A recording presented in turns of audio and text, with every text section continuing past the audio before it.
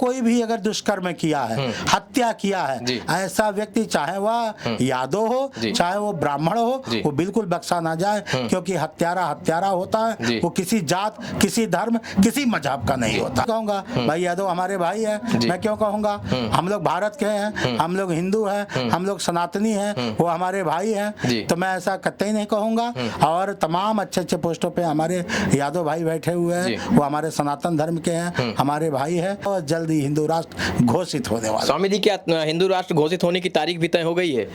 हिंदुस्तान में रहने वाला प्रत्येक नागरिक हिंदू है। अगर वो अपने आप को हिंदू नहीं मानता तो वो हिंदुस्तान का है ही नहीं। यानी जो मुस्लिम है उनको पाकिस्तान चले जाना चाहिए? ना ना, वो भी भारत में रहे। इस वक्त हम मौजूद हैं गोरखपुर में और हमारे साथ मौजूद हैं अयोध्या के दशरथ गद्दी के महंत ब्रिज मोहन दास जी, जो योगी आदित्यनाथ जी जो मुख्यमंत्री हैं सूबे के, उनके बेहद करीबी माने जाते हैं। चूंकि जो राम मंदिर का मामला था वो कई वर्षों से पेंडिंग था, लेकिन ऐसे में जब योगी आदित्यनाथ जी की सरकार सूबे में बनती है तो राम मंदिर का कार्य भी गतिशील हो जाता है। ऐसे में दशरथ गद्दी के जो महंत हैं ब्रिज मोहन दास जी हमारे साथ जुड़ रहे हैं, बातचीत करेंगे। सर, स्वागत है आपका। सबको जय श्री राम, जय जय श्री राम। स्वामी जी, जिस तरीके से सूबे में जैसे योगी आदित्यनाथ जी की सरकार आती है, राम मंदिर की आधारशिला रखी जाती है, अब राम मंदिर भी लगभग पूर्ण होने की कगार पर है, क्या कहेंगे उस पर? देखिए, अयोध्या ने सदियों से पूरे विश्व को एक आईना दिखाया है, एक जीवन जीने की प्रवृत्ति सिखाई है,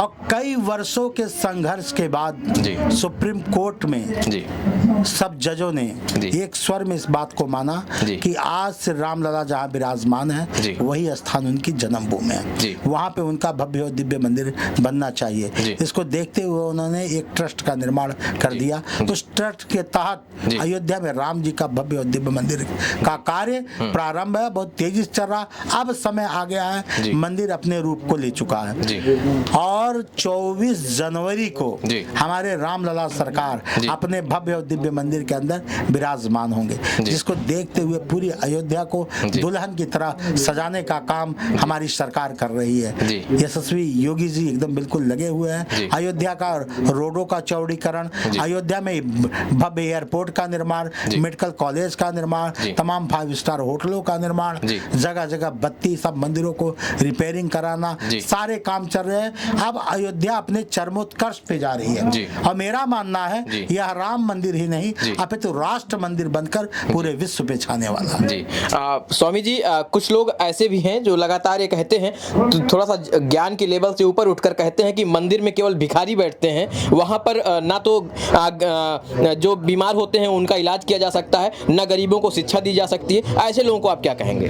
देखिए, मंदिर में भगवान बैठते हैं, ईश्वर बैठते हैं, और उस जगह से सबको ऊर्जा मिलती है। मुझे लगता है राजा, रंक, फकीर, गरीब, सबको प्रभु का आशीर्वाद मिलता है, और उनसे आशीर्वाद प्राप्त करके लोग अपने जीवन को धन्य बनाते हैं। मुझे लगता है भिखारी भी उनके दरबार में आकर माथा टेक कर राजा बन जाते हैं। स्वामी जी, लगातार अयोध्या से हिंदू राष्ट्र बनाने की मांग, एक तरफ जहां जगत गुरु परमहंस आचार्य जी कभी कभी जल समाज की बात करते हैं, कभी आमरण अनशन की बात करते हैं उसी अयोध्या से, तो ऐसे में लेकिन अभी हिंदू राष्ट्र बनने की तरफ देश अग्रसर नहीं हो पाया है, जहां तक अभी हम लोग देख पा रहे हैं, तो इस पर आपका क्या स्टेटमेंट होगा? देखिए, पूरा भारतवर्ष जग चुका है, युवा जग चुके हैं, संतों ने हुंकार भर दी है कि भारत बहुत जल्द हिंदू राष्ट्र बनेगा, इसको कोई रोक नहीं सकता है। मैं बताऊं, कुछ विधर्मी लोग हैं जो सदा ये कहते थे कि कश्मीर से धारा 370 नहीं हटेगा, वो दूसरा कहते थे अयोध्या में कभी राम जी के मंदिर का निर्माण नहीं होगा, और तीसरा कहते थे कि कभी भारत हिंदू राष्ट्र नहीं बनेगा।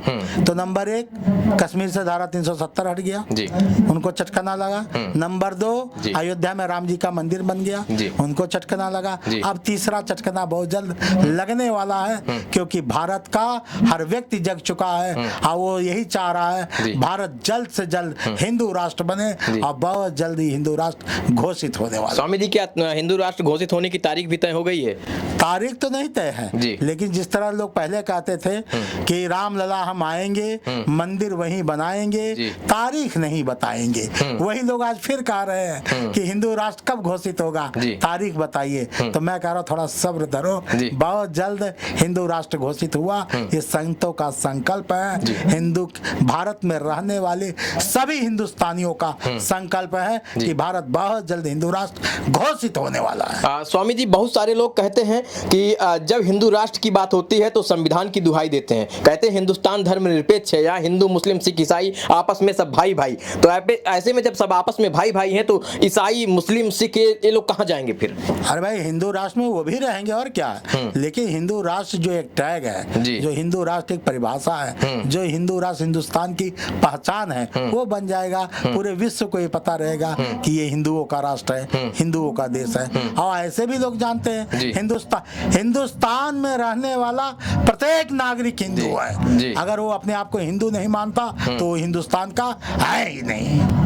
यानी जो मुस्लिम है उनको पाकिस्तान चले जाना चाहिए? ना, वो भी भारत में रहे, लेकिन उनको ये मानना पड़ेगा कि मैं हिंदुस्तान में हूँ, मैं हिंदू राष्ट्र में हूँ। जी बिल्कुल। स्वामी जी, समाजवादी पार्टी के एक नेता हैं स्वामी प्रसाद मौर्य, वो कहते हैं हिंदू नाम का कोई धर्म ही नहीं है, रामचरितमानस नाम की कोई ऐसी ग्रंथ ही नहीं है, उसमें जो है दलित शोषित वंचितों का अत्याचार करने की बात कही गई है। उस पर क्या कहेंगे अंत में चलते चलते? हाँ, मैं तो यही कहूँगा कि स्वामी प्रसाद मौर्य जी वो अपना इलाज कराएं, ठीक है ना। क्योंकि जब आदमी विक्षिप्त हो जाता है तो उसके बयान इसी तरह आते हैं। तो मुझे लगता है उनको अपना इलाज कराना चाहिए और किसी बढ़िया दिमाग के अच्छे डॉक्टर से जब इलाज कराएंगे, कुछ दिन इलाज चलेगा, तब उनकी बुद्धि धीरे धीरे खुलने लगेगी। अभी उनको अपने इलाज कराने की आवश्यकता है, बयान देने की आवश्यकता नहीं है। जी देवरिया पर थोड़ा सा बात कर लेते हैं। दोनों पक्ष इस वक्त जातिगत एक आग में सुलग रहा है, क्या संदेश देंगे अयोध्या से? देखिए, मैं यही कहूंगा कि जात पक्ष जो सुलग रहे, बिल्कुल आप लोग ना सुलझे। जिन लोगों ने गलत कार्य किया है, जिन लोगों ने हत्या किया है, शासन प्रशासन उस पर लगा हुआ है, उन लोग को चिन्हित करके उनको सजा देगा। जो कोई भी अगर दुष्कर्म किया है, हत्या किया है, ऐसा व्यक्ति चाहे वह यादव हो चाहे वो ब्राह्मण हो, वो बिल्कुल बख्शा ना जाए। क्योंकि हत्यारा होता है, वो किसी जात, किसी धर्म, किसी मजहब का नहीं होता है। ऐसे लोग को चिन्हित कर उनको कड़ी से कड़ी सजा देनी चाहिए कि इस तरह का कृत्य कोई ना करे। स्वामी जी, एक तरफ जहां आप शांति का संदेश दे रहे हैं, वैसे इसी देश में एक ऐसे भी स्वामी हैं जिन्होंने कहा कि यादव जाहिल हैं, जबकि वो यादव भी तो हिंदू है ना, तो जाहिल होने की बात उन्होंने कही। क्या कहेंगे इस पर? अब ये उनकी मानसिकता है, उन्होंने जाहिल कहा, मैं तो नहीं कहूँगा। भाई यादव हमारे भाई है, मैं क्यों कहूँगा? हम लोग भारत के हैं, हम लोग हिंदू हैं, हम लोग सनातनी हैं, वो हमारे भाई हैं, तो मैं ऐसा कतई नहीं कहूँगा। और तमाम अच्छे पोस्टों पे हमारे यादव भाई बैठे हुए हैं, वो हमारे सनातन धर्म के हैं, हमारे भाई हैं। जो उनको इस प्रति कह रहा है तो वो उनकी मानसिकता है। और ऐसे लोगों का मैं बिल्कुल, जिस तरह का अगर यादव भाइयों के प्रति कहता, मैं उनका बिल्कुल विरोध करता हूँ। पूरी घटना पर क्या विचार रखते हैं? पूरी घटना में मैं यही कहूँगा, जिन लोगों ने गलत काम किया है, जिन लोगों ने हत्याएं की है, उनको चिन्हित किया जाए, चाहे वो जिस जात धर्म मजहब के हो, ठीक है। ऐसे लोग को चिन्हित करके और उनके ऊपर कड़ी से कड़ी कार्रवाई की जाए कि इस तरह का फिर दृश्य हम लोग को देखने को, सुनने को ना प्राप्त हो। चलिए, बात करने के लिए धन्यवाद स्वामी जी। जय श्री राम। तो ये हमारे साथ बातचीत कर रहे थे अयोध्या के दशरथ गद्दी से महंत बृजमोहन दास जी, जो शांति का संदेश देश के नाम, देश की आवाम को दे रहे हैं। ऐसे में देवरिया कांड पर भी हम बात कर रहे थे, हिंदू राष्ट्र पर भी हमने बात की और अयोध्या मंदिर पर भी बात की। लेकिन अब हिंदुस्तान क्या हिंदू राष्ट्र बन पाएगा, ये तो आने वाली तारीख में ही तय किया जा सकता है। कैमरा पर्सन ब्रिजेश के साथ मैं Alok Dubey, Times of UP, Gorakhpur.